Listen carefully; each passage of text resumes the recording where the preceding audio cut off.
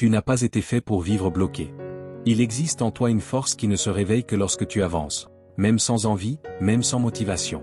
Car il est facile de se saboter quand personne ne te regarde. Il est facile de repousser, d'inventer des excuses, de dire que tu commenceras lundi prochain. Mais chaque fois que tu reportes, une partie de ton avenir s'éloigne. T'es-tu déjà demandé pourquoi tant de personnes intelligentes, talentueuses et pleines de potentiel restent paralysées? Pourquoi elles ont peur de se tromper, restent enfermées dans les mêmes schémas, et repoussent des décisions qui pourraient tout changer? Ce n'est pas un manque de capacité, mais un manque de direction intérieure. Les stoïciens l'avaient compris. Ils savaient que le plus grand ennemi n'est pas à l'extérieur, mais à l'intérieur de l'esprit. C'est pour cela qu'ils s'entraînaient chaque jour à agir avec fermeté, même lorsque l'envie n'était pas là. Car lorsque tu parviens à te vaincre toi-même, la discipline naît. De la discipline surgit la clarté, et avec la clarté arrive le progrès. Aujourd'hui, je vais te montrer comment t'obliger à t'améliorer. Cela peut devenir la plus grande preuve d'amour-propre que tu ne t'es jamais offerte. Si tu appliques ce que tu vas découvrir ici, tu cesseras de dépendre de la motivation, et tu apprendras à faire réellement confiance à ton propre engagement. Et ta première action commence maintenant. Écris un commentaire ici en bas, aujourd'hui, je m'engage envers moi-même. Surtout si tu as l'habitude de procrastiner. Ce simple geste change déjà la donne. Car celui qui écrit déclare, et celui qui déclare commence à avancer. Commençons. Numéro 1. Commence à briser le schéma qui t'affaiblit. Se réveiller est un miracle que beaucoup de personnes traitent comme une simple routine. As-tu remarqué combien de gens se lèvent en mode automatique? Le corps se met debout, mais l'esprit reste endormi. Il s'éveille entouré de distractions, d'exigences, de répétitions qui faisaient déjà mal hier et qui, malgré tout, continuent de diriger leur aujourd'hui. Il existe un moment sacré, juste au début de la journée, où une décision silencieuse se prend. Soit tu répètes tout ce qui t'a maintenu enchaîné, soit tu commences enfin à te libérer. Marc Aurèle disait, « Lorsque tu te lèves le matin, pense au précieux privilège d'être en vie, respirer, penser, ressentir, aimer. » Et pourtant, certains gaspillent ce privilège parce qu'ils croient que demain viendra. Ils se disent que demain sera plus facile. Ce ne le sera pas. Tu dis que tu veux changer, mais tu agis comme quelqu'un qui veut seulement survivre. Tu vis en attendant que le courage frappe à ta porte. Mais le courage n'arrive pas. Le courage se construit, un pas à la fois. Et les petits pas comptent aussi. Personne ne change par accident. Changer est une décision, et cette décision se prend aujourd'hui. Pas quand tu auras du temps, pas quand la peur aura disparu, pas quand tout sera calme. C'est maintenant, même au cœur du chaos. Et sais-tu ce qui te sabote le plus? La comparaison. Tu mesures ta valeur au progrès des autres, comme si ta vie était une course commencée avec du retard. Mais rappelle-toi ceci, personne n'a le même terrain, le même poids sur les épaules, ni les mêmes combats intérieurs. Alors cesse d'utiliser le chemin des autres comme mesure du tien. Chaque fois que tu te disperses, que tu te juges, que tu remets à plus tard, tu nourris la voix qui t'affaiblit le plus, celle de l'intérieur. Celle qui te dit, pas aujourd'hui, tu ne peux pas, tu n'es pas comme les autres. Cette voix ne disparaîtra pas par magie. Mais elle s'affaiblit chaque fois que tu agis, même avec la peur, même lentement, même de manière imparfaite. Imagine qu'à l'intérieur de ton esprit brûle un feu de camp. Chaque action répétée sans conscience y jette de la cendre. Chaque action consciente y ajoute du bois. Soit tu laisses ta clarté s'éteindre, soit tu ravives la force qui vit en toi. Alors n'attends pas d'être prêt. Respire et fais ce que tu peux. Lis une page, change une habitude, marche 5 minutes, dis non une fois, et c'est suffisant. Ce n'est pas le résultat qui compte. C'est le message que tu t'envoies à toi-même, aujourd'hui, je n'ai pas répété mon schéma.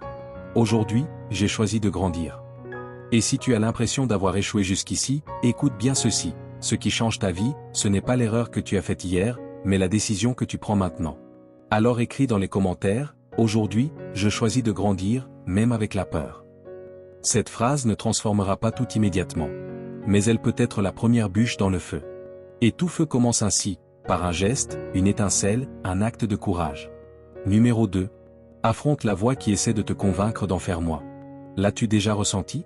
Tu te réveilles avec des plans, de la concentration, parfois même de la motivation. Puis apparaissent les premiers obstacles. Et là, elle est là.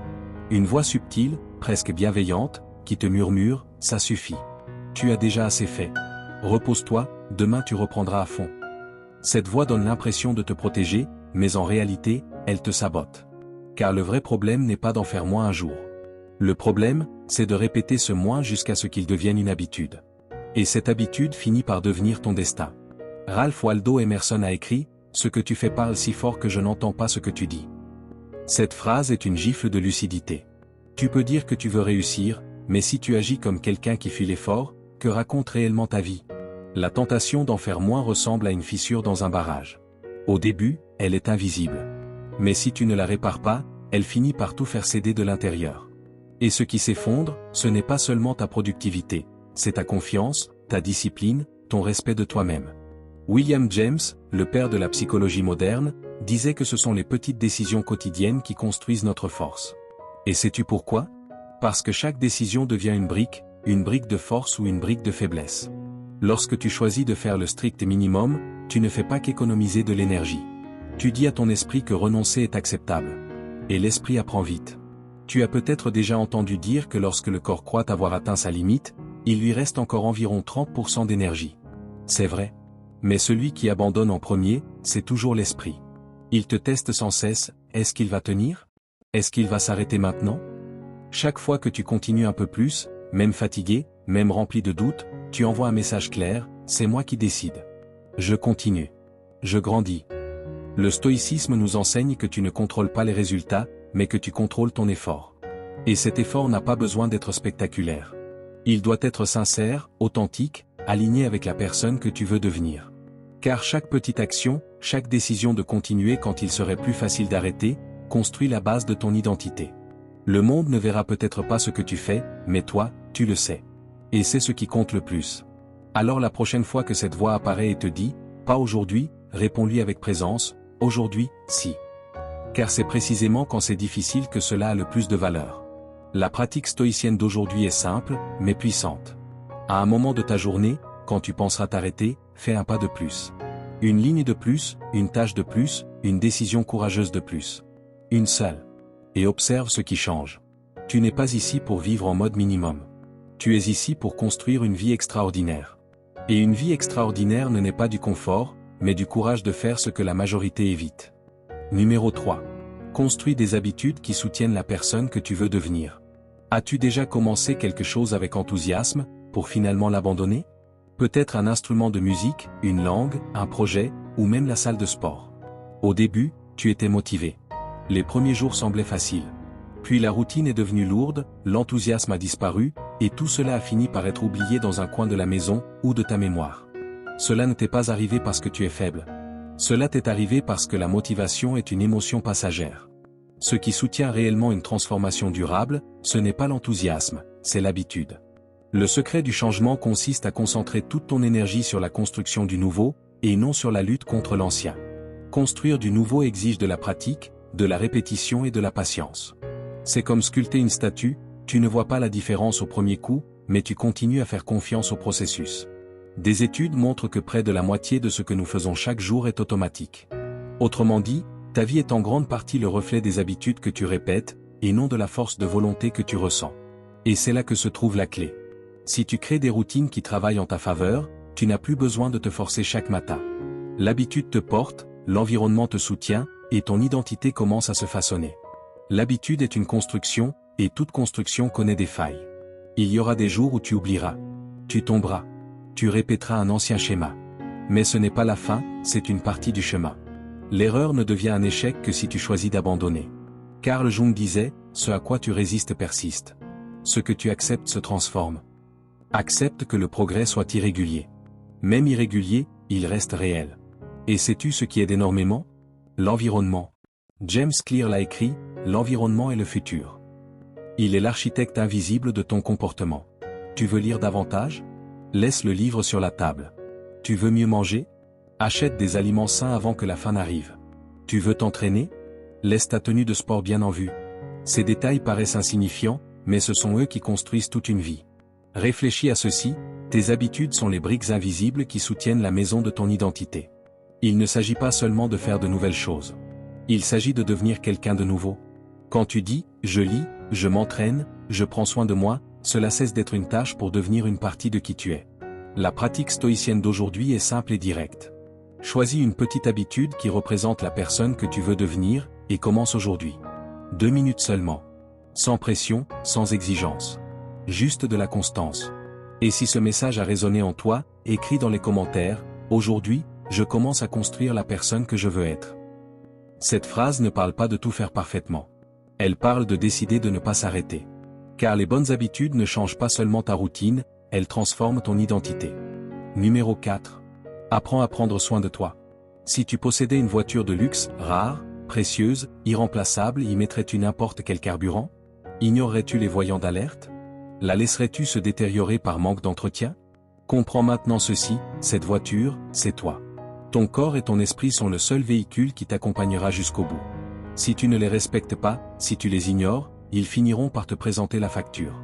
Et parfois, cette facture est lourde. Anxiété, épuisement, vide intérieur, maladies qui n'apparaissent pas par hasard, mais qui se sèment dans l'abandon quotidien de soi.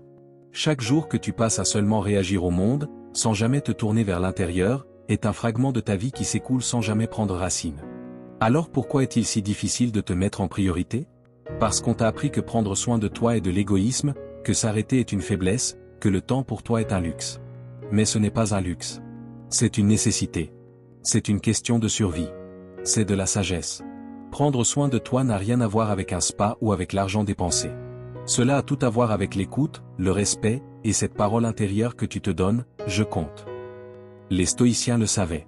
Sénèque disait, pendant que nous perdons notre temps à douter et à remettre à plus tard, la vie passe. Et c'est vrai. Tu es pressé pour tout, sauf pour toi. Pourtant, lorsque tu t'arrêtes 5 minutes, simplement pour respirer profondément, tu changes le rythme de ton esprit. Lorsque tu marches, même sans destination, tu réactives le lien avec ton corps. Lorsque tu lis quelque chose qui t'élève, tu nourris ton âme de ce que le monde ne te donne pas. Ces petites pratiques ne sont pas un luxe. Elles sont la base et le carburant d'une vie meilleure. Aujourd'hui, choisis un moment rien que pour toi. 5 minutes de présence, sans culpabilité, sans précipitation. Peu importe la forme.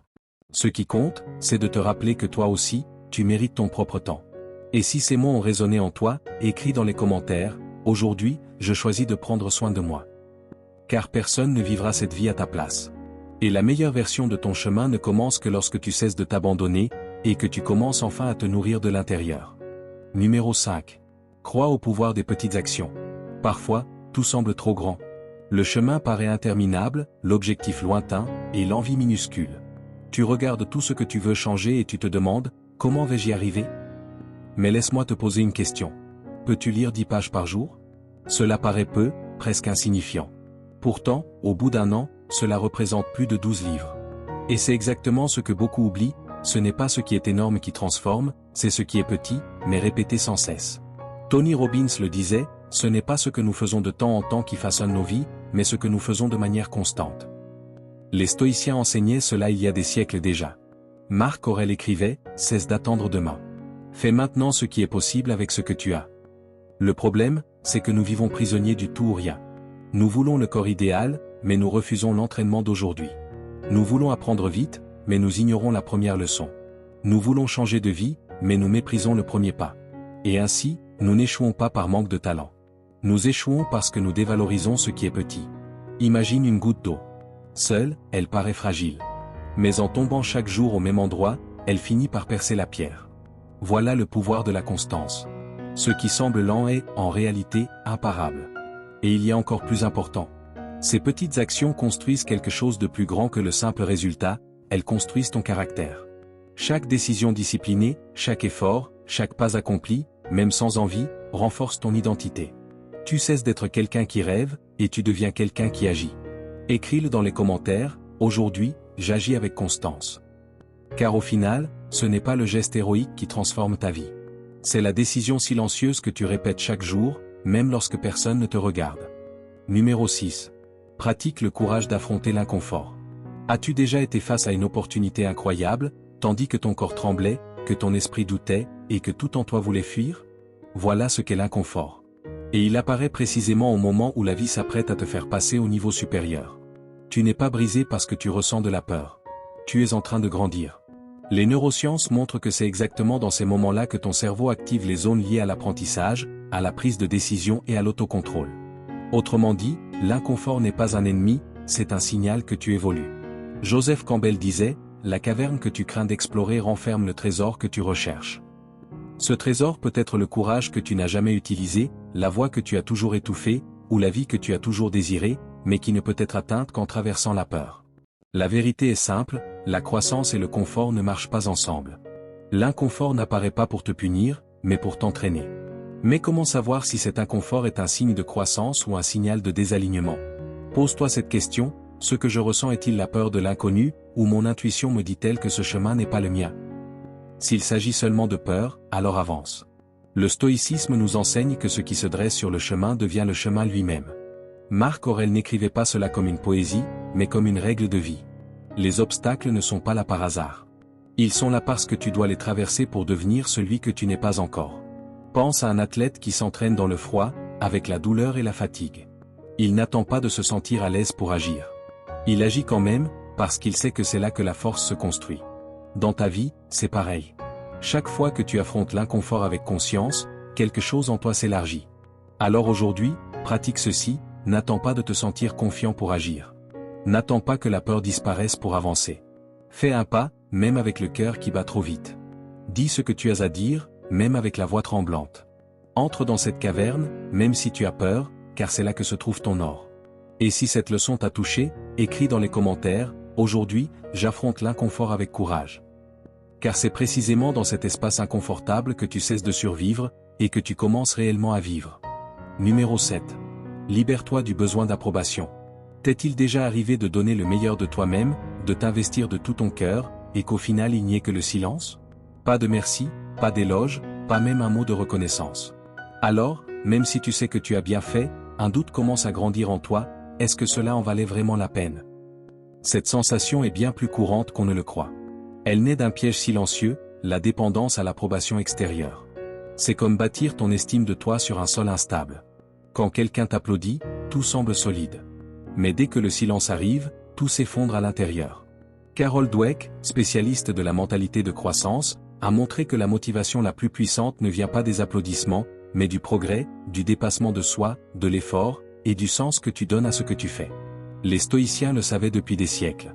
Ils n'agissaient pas pour être reconnus, mais par intégrité. Marc Aurèle écrivait pour lui-même, non pour le public. Il ne cherchait pas les applaudissements, il cherchait la droiture. Tu dois comprendre ceci, lorsque ta motivation dépend du regard des autres, ta force disparaît dès qu'ils détournent les yeux. Mais lorsqu'elle naît de ce que toi tu crois juste, de ce que toi tu values, elle demeure. Alors persévère, même lorsque personne ne te regarde. Imagine un sculpteur. Le monde ne voit que l'œuvre achevée, mais lui connaît la valeur de chaque coup, de chaque tentative, de chaque détail imperceptible. Car la véritable satisfaction ne se trouve pas dans l'applaudissement final, mais dans l'engagement tout au long du chemin. Tu n'as pas besoin de tuer ton désir de reconnaissance. C'est humain. Mais tu dois cesser de vivre pour elle. Pratique ceci. Chaque fois que tu ressens le besoin d'être reconnu, demande-toi, si personne ne voyait ce que je fais, est-ce que cela en vaudrait quand même la peine? Si la réponse est oui, continue. Si la réponse est non, réajuste ta direction. Aujourd'hui, fais un petit exercice stoïcien. Célèbre quelque chose que toi seul as vu. Une tâche que tu as terminée, une conversation que tu as menée avec calme, une pensée que tu as réussi à transformer. Reconnais-le, simplement. Car il n'est pas nécessaire que quelqu'un d'autre le voie pour que cela ait de la valeur. Et la plus grande valeur réside dans le fait de savoir, au fond de toi, que tu as agi avec courage, avec intention et avec vérité. Car la paix véritable ne vit pas sur la scène. Elle vit à l'intérieur de celui qui agit avec sens, même lorsque personne ne regarde. Numéro 8. Renforce la base, ton corps est ta structure. T'es-tu déjà réveillé en te sentant lourd, irritable, sans énergie, l'esprit embrouillé, avec un corps qui réclame du repos, même après une nuit complète de sommeil? Ce n'est pas normal. C'est un avertissement. Ton corps te parle. La question est simple, est-ce que tu l'écoutes? Beaucoup de personnes ignorent ces signaux. Elles continuent à pousser avec du café, des pilules, des distractions. Mais tôt ou tard, le corps présente la facture. Et quand il encaisse, l'esprit paie aussi. La vérité est simple et directe. Sans santé physique, ta clarté mentale, ta discipline et même ton estime de toi s'effondrent. Hippocrate disait, la guérison est en toi. La guérison est dans le fait de prendre soin de ton corps chaque jour. Car il ne peut y avoir d'esprit fort dans un corps négligé. Tu n'as pas besoin de devenir un athlète ni de suivre des régimes extrêmes, mais tu dois cesser de traiter ton corps comme s'il était jetable. C'est la base qui soutient ton énergie, ta concentration et tes décisions. Quand cette base est fragile, tout le reste commence à s'écrouler. Nietzsche disait, les grandes pensées naissent en marchant. Le mouvement n'active pas seulement le corps, il oxygène aussi l'esprit, organise les idées et nettoie les émotions. Même la colère se dissout quand tu respires profondément pendant une marche. Même l'anxiété perd de sa force quand tu sors ton corps de l'inertie. Ton alimentation nourrit ton cerveau. Ce que tu manges définit ton humeur, ton niveau d'énergie et ta disposition à te battre pour tes rêves. Tu n'as pas besoin d'être radical. Il suffit de remplacer ce qui t'affaiblit par ce qui te renforce. Moins d'aliments industriels, plus de nourriture réelle, moins de précipitation, plus de conscience. Et le sommeil. À quoi bon tout faire correctement pendant la journée si tu sabotes tes nuits? C'est en dormant que le corps se reconstruit, que l'esprit s'aligne et que l'énergie se restaure. Dormir n'est pas une faiblesse, c'est une source de force. Pas seulement une force physique, mais aussi une clarté émotionnelle, une stabilité mentale et un véritable sens des priorités. Peut-être as-tu mis tout cela de côté pendant un temps. Mais cela ne te définit pas. Ce qui te définit, c'est le choix que tu fais maintenant. Aujourd'hui, recommence. Bois plus d'eau. Bouge ton corps, ne serait-ce que 10 minutes.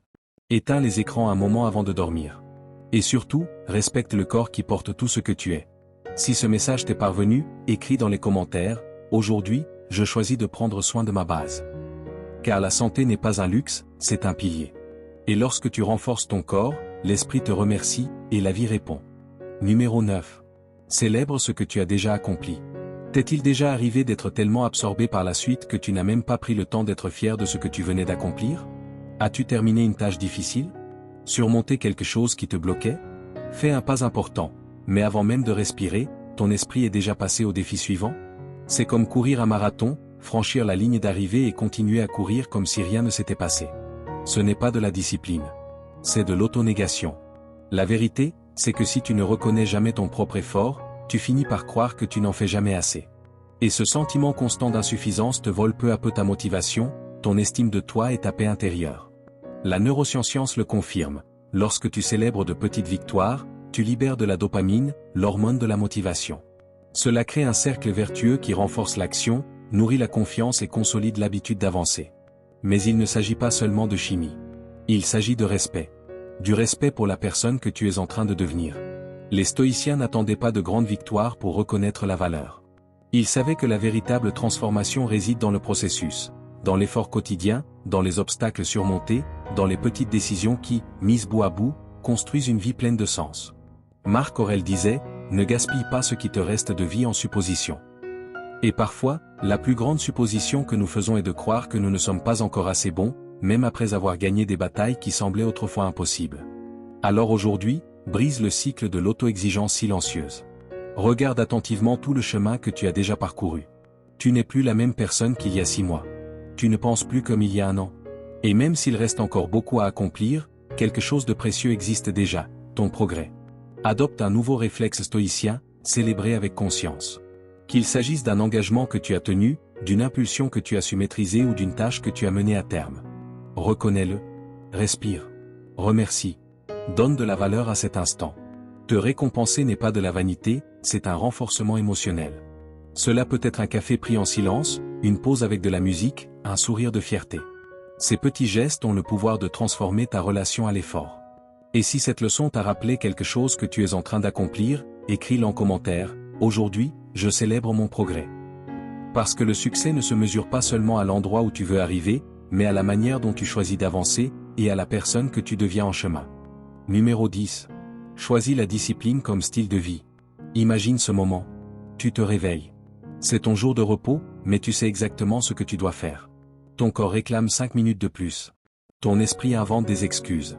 Et c'est précisément dans ce silence, entre ce que tu veux maintenant et ce que tu désires le plus dans la vie, que naît la discipline. Parce que la discipline ne consiste pas en rigidité. Elle consiste en décision. C'est lorsque tu choisis de grandir, même quand personne ne te regarde. C'est lorsque tu dis, aujourd'hui, je fais ce qui est nécessaire, pas ce qui est facile. La procrastination semble toujours inoffensive au début. Elle se déguise en repos, se couvre de justifications. Mais peu à peu, elle te vole ta clarté, affaiblit ta parole et nuit à ta confiance en toi. Chaque fois que nous repoussons une action importante, nous ne perdons pas seulement du temps, nous perdons de l'estime de nous-mêmes. La frustration grandit, l'anxiété augmente et la sensation d'inconstance s'installe. Et ce n'est pas parce que tu es faible. C'est parce que la motivation est passagère, tandis que la discipline se construit. Jocko Willink, ancien Navy SEAL, disait « La discipline équivaut à la liberté ». Et c'est vrai, seul est libre celui qui peut faire ce qu'il doit faire, même quand il n'en a pas envie. Seul est libre celui qui ne cède pas à chaque excuse, à chaque distraction, à chaque impulsion. Les stoïciens le savaient. Marc Aurèle écrivait pour lui-même chaque jour, entraînant la vertu comme on entraîne le corps. Épictète, jeune, maîtrisait la seule chose que personne ne pouvait lui enlever, son esprit. Sénèque, même en exil, faisait de la pensée sa forteresse. Il n'attendait pas des conditions parfaites pour agir, il créait la force à l'intérieur des conditions qu'ils avaient. Et toi aussi, tu peux le faire. La discipline est le pont entre qui tu es et qui tu veux devenir. C'est elle qui te sort du cycle de l'essai et de l'échec, et qui te met sur le chemin. Sur le chemin de la construction, aujourd'hui, au lieu d'attendre de te sentir motivé, commence simplement. Choisis une petite action et accomplis-la. Pas pour plaire à quelqu'un, pas pour paraître fort, mais pour te prouver que tu peux te faire confiance. Numéro 11. Grandis pour pouvoir déborder. As-tu déjà ressenti de la culpabilité à te mettre en priorité? As-tu eu cette impression qu'en te concentrant sur ta propre croissance, tu étais égoïste? Cela arrive parce qu'on nous a appris à croire que se donner aux autres est noble, mais que prendre soin de soi est de la vanité. Et c'est un mensonge dangereux, personne ne peut t'offrir ce qu'il n'a pas. Pense à la consigne de sécurité dans un avion, mets ton masque à oxygène avant d'aider les autres. Ce n'est pas de la survie, c'est de la clarté.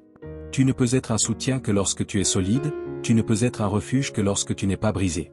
Platon disait, le meilleur service que nous puissions rendre aux personnes que nous aimons est de grandir en tant qu'être humain. Et c'est totalement vrai. Un esprit fort évite les disputes inutiles. Un cœur mature sait accueillir sans s'annuler. Une personne en évolution n'exige pas la perfection des autres, parce qu'elle a appris à avoir de la compassion pour elle-même. Mais pourquoi ressentons-nous encore de la culpabilité à grandir? Parce que nous confondons présence et sacrifice. Nous pensons que aimer, c'est se vider, alors qu'en réalité, c'est d'abord se nourrir pour ensuite pouvoir déborder. Brené Brown affirme, nous ne pouvons pas offrir aux autres ce que nous ne cultivons pas en nous-mêmes. Si tu ne cultives pas la paix, tu rayonneras la tension. Si tu ne prends pas soin de ton énergie, tu n'offriras que de la fatigue. Si tu ignores tes émotions, tu blesses sans le vouloir ceux que tu aimes le plus. Grandir est le plus beau cadeau que tu puisses offrir au monde, car lorsque tu changes, tout autour de toi change aussi. Pense à une mère qui apprend à respirer profondément avant de crier. À un leader qui commence à écouter vraiment avant de réagir. À un enfant qui décide de pardonner plutôt que de répéter le même schéma. Ces petites révolutions intérieures ont des effets énormes sur nos relations. Chaque être humain qui choisit de grandir devient une lumière qui guide par l'exemple, non par le discours. Alors aujourd'hui, pratique cela.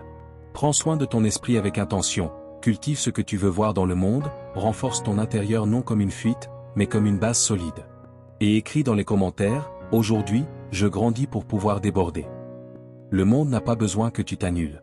Il a besoin que tu épanouisses et partages ta force avec ceux qui apprennent encore à se relever. Merci d'être arrivé jusqu'ici. Si cette vidéo t'a aidé à voir les choses sous un autre angle, abonne-toi au canal. Ici, nous continuons ensemble à réfléchir, grandir et construire une force intérieure.